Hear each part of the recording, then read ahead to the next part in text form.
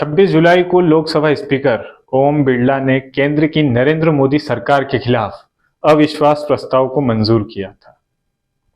अविश्वास प्रस्ताव के पेंडिंग रहते हुए राज्यसभा और लोकसभा से विधेयक पारित हो रहे हैं। इन विधेयकों की वैधता की कानूनी पड़ताल की जानी चाहिए। यह बात कांग्रेस सांसद मनीष तिवारी ने यह मुद्दा सदन में उठाया है। इसके बाद कई विपक्षी सांसदों ने लोकसभा स्पीकर ओम बिरला को पत्र लिखकर कहा है कि अविश्वास प्रस्ताव पर बहस और मतदान के बिना बिल पास कराकर संसदीय परंपराओं को लगातार तोड़ा जा रहा है। नजर टुडे में इस बात में कितनी सच्चाई और कितने तथ्य है और आखिर जो विपक्ष आरोप लगा रहा है क्या उसमें सत्यता है, इस बात को जानने का आज हम प्रयास करेंगे। और इसमें यह भी प्रयास करेंगे कि अविश्वास प्रस्ताव से जुड़े आखिर नियम जो हैं वह क्या है और जो इन परंपराओं का विपक्ष जिक्र कर रहा है वो आखिर परंपराएं क्या है और मोदी सरकार पर जो आरोप लग रहे हैं इनको तोड़ने के। सबसे पहले जान लेते हैं कि अविश्वास प्रस्ताव क्या होता है। लोकसभा देश के लोगों की नुमाइंदगी करता है। यहाँ जनता के चुने हुए प्रतिनिधि बैठते हैं, इसलिए सरकार के पास इस सदन का विश्वास होना जरूरी है। सरकार के पास लोकसभा में बहुमत है या नहीं, ये जांच करने के लिए अविश्वास प्रस्ताव का नियम बनाया गया है। यह प्रस्ताव लाने के बाद सदन में इस पर बहस होती है, सरकार उसका जवाब देती है। इससे बाद अविश्वास प्रस्ताव पास होने के लिए उस पर वोटिंग के समय लोकसभा में मौजूद 50% प्लस 1 मतलब अगर 100 लोग हैं तो 51 लोग आपके साथ मतलब सरकार के साथ होने चाहिए। मतलब इतने वोटों की आपको जरूरत होती है। संसदीय प्रणाली के नियम 198 में इसका जिक्र किया गया है। 26 जुलाई को कांग्रेस ने लोकसभा में मोदी सरकार के खिलाफ अविश्वास प्रस्ताव पेश किया, जिसे लोकसभा स्पीकर ओम बिरला ने मंजूरी दे दी। हालांकि उन्होंने इस प्रस्ताव पर बहस का दिन मुकर्रर नहीं किया।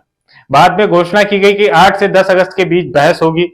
अविश्वास प्रस्ताव पर बहस पेंडिंग होने के बावजूद 26 जुलाई से 3 अगस्त के बीच लोकसभा में 11 विधेयक पारित करा लिए गए।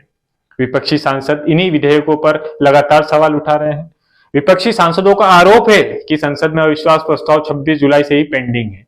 ऐसे में मानसून सत्र के आखिरी 3 दिन तुरंत इस पर बहस होनी चाहिए। विपक्षी सांसद अविश्वास प्रस्ताव पर बहस और मतदान में देरी को नियम एवं परंपराओं दोनों के खिलाफ बता रहे हैं। भारतीय लोकतंत्र पर रिसर्च करने वाली संस्था PRS लेजिस्लेटिव रिसर्च के प्रमुख चक्षु राय के मुताबिक लोकसभा कार्य संचालन के नियम के मुताबिक अविश्वास प्रस्ताव स्वीकार किए जाने के 10 वर्किंग डे मतलब कि 10 जो कार्य के दिन होते हैं इनके अंदर इस पर बहस शुरू कराकर मतदान कराना जरूरी है। 1987 के बाद अब तक 7 बार लोकसभा में अविश्वास प्रस्ताव स्वीकार हुआ है। इसमें 4 बार प्रस्ताव देने वाले दिन ही बहस शुरू हो गई। ऐसी परंपरा रही है। 1992 में PV नरसिम्हा राव के खिलाफ अविश्वास प्रस्ताव स्वीकार किए जाने के 6 दिनों के बाद बहस शुरू हो गई। संसदीय इतिहास में पहली बार इतने दिनों तक अविश्वास प्रस्ताव पर बहस पेंडिंग ही रही।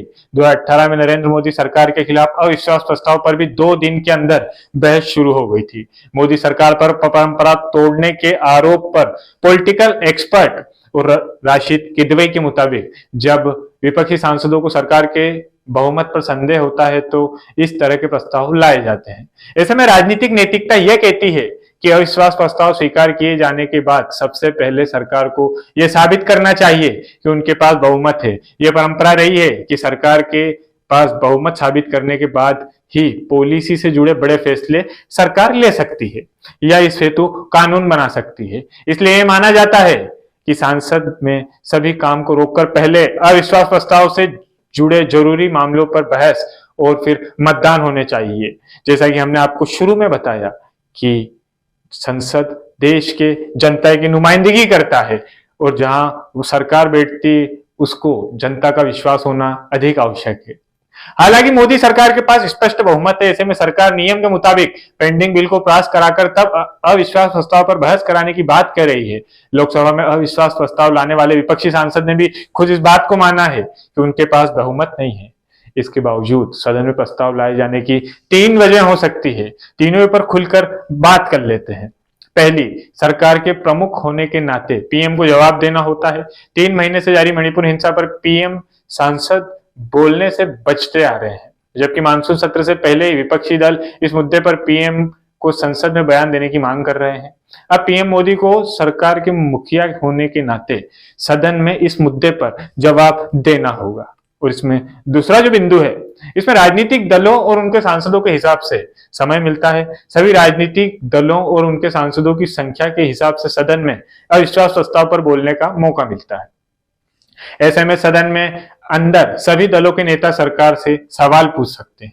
और उसमें तीसरा बिंदु है, अविश्वास प्रस्ताव पर चर्चा के लिए मुद्दों की कमी नहीं होती। भले ही उसमें मणिपुर हिंसा के मुद्दे पर विपक्षी सांसद का अविश्वास प्रस्ताव लेकर आए हो, लेकिन प्रस्ताव स्वीकार किए जाने के बाद सिर्फ एक मुद्दे पर चर्चा नहीं होती। विपक्षी सांसद किसी भी मुद्दे पर सदन में चर्चा कर सकते हैं और सरकार से सवाल पूछ सकते हैं। आज के समय में जो हम नहीं देख पा रहे हैं वह सबसे बड़ी चीज है कि मुखर होकर कोई सरकार के खिलाफ सवाल नहीं पूछ पाता। इसी कारण अविश्वास प्रस्ताव विपक्ष द्वारा सदन में लाया गया है। इसी तरह की तमाम सूचनाओं और जानकारियों के लिए देखते रहे नजर टुडे। वीडियो अच्छा लगे तो लाइक करें, शेयर करें, सब्सक्राइब करें हमारे चैनल को। शुक्रिया।